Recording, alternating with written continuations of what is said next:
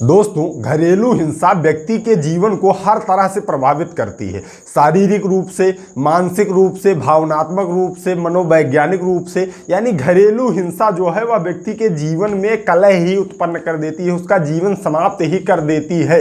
और इसीलिए इसे मानव अधिकार के खिलाफ भी माना गया है कि घरेलू हिंसा मानव अधिकार के खिलाफ है। लेकिन दोस्तों, दुर्भाग्य ये है कि इससे बचाव, घरेलू हिंसा से बचाव सिर्फ महिलाओं को कानून में प्राप्त किया गया, पुरुषों को प्राप्त नहीं किया गया।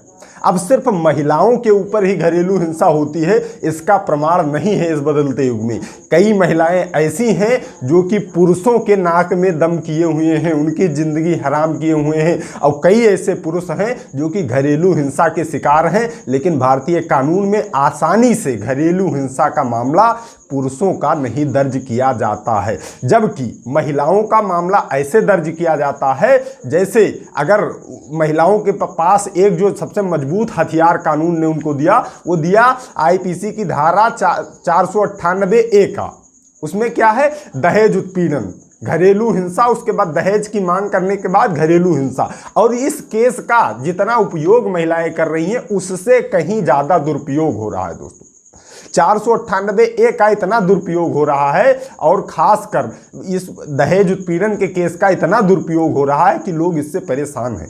अब आज की इस वीडियो में यही बताने वाला हूं कि अगर झूठा दहेज का केस आपके ऊपर भी लगा है तो आप अपने बचाव में क्या कर सकते हैं, आप अपने बचाव में कौन सी कार्रवाई कर सकते हैं, आज की इस वीडियो में यही समझने वाले हैं। तो दोस्तों नमस्कार, मेरा नाम ओम प्रकाश सांडिल्य है और आप देखना शुरू कर चुके हैं सांडिल्य स्कूल ऑफ लॉ।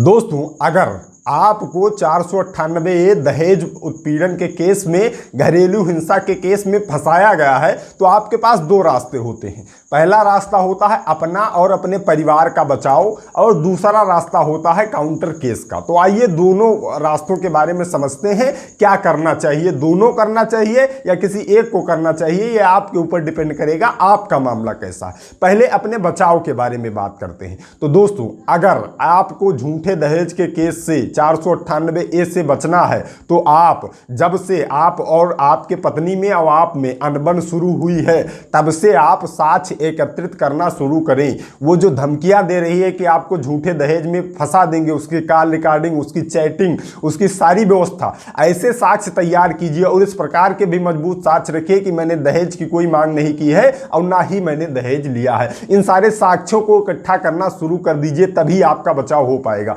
जब आप सारे साक्ष्य इकट्ठा कर लेंगे तब मैं बताता हूं कि इससे बचाव कैसे होगा। जब आपके पास सारे साक्ष्य आ गए कि उसने वो धमकी दे रही थी कि आपको झूठे केस में फंसा देंगे और ये आखिर झूठे केस में फंसाती। अब मान लीजिए वो गई और शिकायत की आपकी थाने में या कहीं कोर्ट से आपके ऊपर मुकदमा लिखाया और आपके खिलाफ 498, आपके और आपके परिवार वालों के खिलाफ 498A का आदेश हो गया, दहेज उत्पीड़न का केस आपके खिलाफ लिख गया। अब जब यह मामला लिखा जाता है तो मध्यस्थता केंद्र में दोनों लोग आपस में सुलझा ले, इसके लिए 30 दिन का समय दिया जाता है। यही सबसे महत्वपूर्ण पॉइंट है। जब आपके खिलाफ 498A का मुकदमा होगा, दहेज उत्पीड़न का मुकदमा होगा और FIR की आदेश होगी तो 30 दिन का आपको समय दिया जाएगा कि आप दोनों लोग आपस में बात करके मामला सुलझा लीजिए मध्यस्थ केंद्र में जाकर के।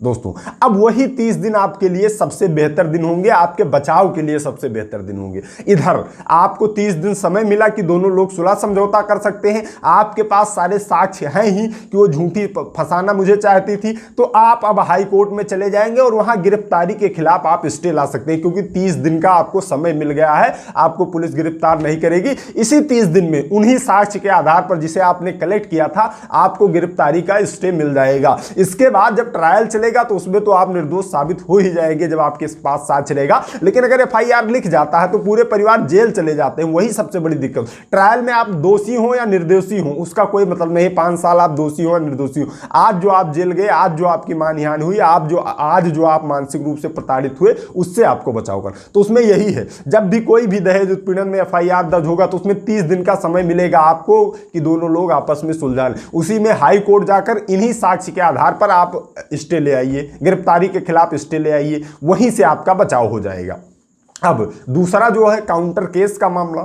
अगर आप की पत्नी पहले से आपके और आपकी पत्नी में अनबन है, तो पहले से अगर आपको आशंका है कि वो झूठा दहेज का केस मेरे ऊपर लगा देगी, बिल्कुल 100%, तो उससे पहले अगर वह मानसिक रूप से आपको प्रताड़ित कर रही है तो पहले खुद ही जाकर पुलिस स्टेशन में उसकी कंप्लेन करिए, उसके खिलाफ कंप्लेन करिए। उसकी शिकायत करने से पहले आप कंप्लेन कीजिए कि ये हमारे खिलाफ साजिश रच रही है, ये हमारे खिलाफ झूठा केस, दहेज का केस लगाने की धमकी देकर हम लोगों को ब्लैकमेल कर रही है, हम लोगों को मानसिक प्रताड़ना दे रही है। इसका एफआईआर आप लिखिए। अब आप जब थाने में जाएंगे तो इस मामले में पुरुषों की एफआईआर ज्यादातर मामलों में नहीं लिखी जाती है, और खासकर पुलिस वाले भी महिलाओं को कई बार उकसा देते हैं कि बाद में हमें रिश्वत मिल जाएगी, उनके पति के ऊपर केस करवा देते हैं। तो अगर थाने में आपकी एफआईआर नहीं लिखी जा रही, कोई बात नहीं, आप एसपी ऑफिस में आकर एफआईआर दीजिए, वहां भी नहीं लिखी जा रही है तो वहां रिसीविंग के लिए आप एक काम करेंगे, आप जो शिकायत अपनी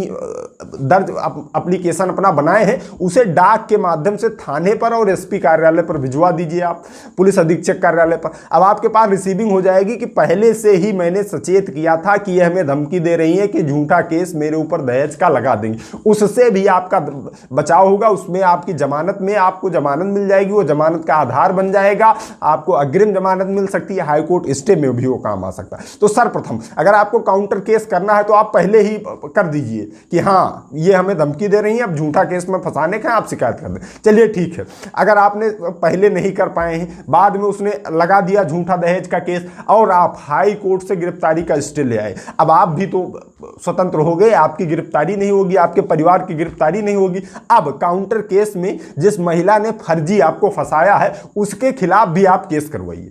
किस धारा में करवाना है यहां समझिए। सबसे पहले आप भारतीय दंड संहिता की धारा 120 के अंतर्गत उस महिला के खिलाफ मुकदमा लिखवा सकते हैं आपराधिक साजिश के तहत। दोस्तों भारतीय दंड संहिता की धारा 120 भी कहती है कि आपराधिक साजिश की सजा का प्रावधान करती है भारतीय दंड संहिता की धारा 120। अब अगर महिला ने आपको झूठा दहेज का केस लगाया है तो उसके खिलाफ आप जब एफआईआर दर्ज करवाना चाहेंगे तो 120 बी के तहत हो जाएगा।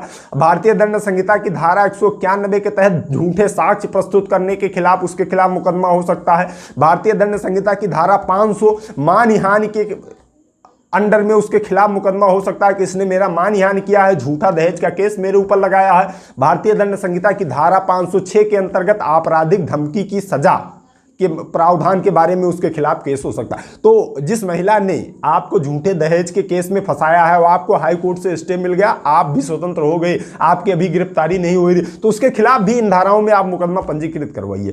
आईपीसी की धारा 120, आईपीसी की धारा 191, आईपीसी की धारा 500, आईपीसी की धारा 506 के अंतर्गत उसके खिलाफ भी एफआईआर लिखवाइए। जब उसको काउंटर केस आप करेंगे तो उसे लगेगा कि हाँ अब मैं भी फंसने वाली हूं, तो इस मामले में कई बार मध्यस्थता हो जाती है, दोनों लोग आपस में सुलह कर लेते हैं और केस खत्म हो जाता है। क्योंकि जब एक तरफा कोई फंस रहा है तब तो उधर वाला रहता है, जब उसको लगेगा मैं भी फंस रही हूं तब मामला मध्यस्थता में आ जाएगा। तो दोस्तों आपको यही करना है, अगर झूठा दहेज का केस आपके ऊपर लगा है तो पहले साक्ष्य एकत्रित कीजिए, उसके बाद उसी साक्ष्य को ले जाकर वहां हाई कोर्ट से गिरफ्तारी के खिलाफ स्टे लाइए, क्योंकि आपको 30 दिन का समय मिलेगा। अगर आपके खिलाफ एफआईआर भी लिखा गया झूठे दहेज के केस में तो 30 दिन का समय मिलता है मध्यस्थता केंद्र में सुलह समझौता। उसी बीच में आप हाई कोर्ट से स्टे ले आइए और फिर उसके बाद में उसके खिलाफ भी इन सारी धाराओं में मुकदमा पंजीकृत करवाइए, काउंटर केस करवाइए। आप केस से बच सकते हैं और वह सुलह भी लगा सकती है। तो दोस्तों उम्मीद करता हूं कि आपको पूरी जानकारी मिल गई होगी कि अगर कोई झूठा दहेज का केस आपके ऊपर करता है तो उससे बचाव कैसे करना है। तो दोस्तों आज की इस वीडियो में इतना ही, मिलते हैं अगली वीडियो में। तब तक आप सभी लोग अपने स्वास्थ्य का ख्याल रखिए, कानून की जानकारी, अपने अधिकारों की जानकारी इस चैनल के माध्यम से लेते रहिए, मामलों से बच के रहिए। I love you all. जय हिंद, जय भारत।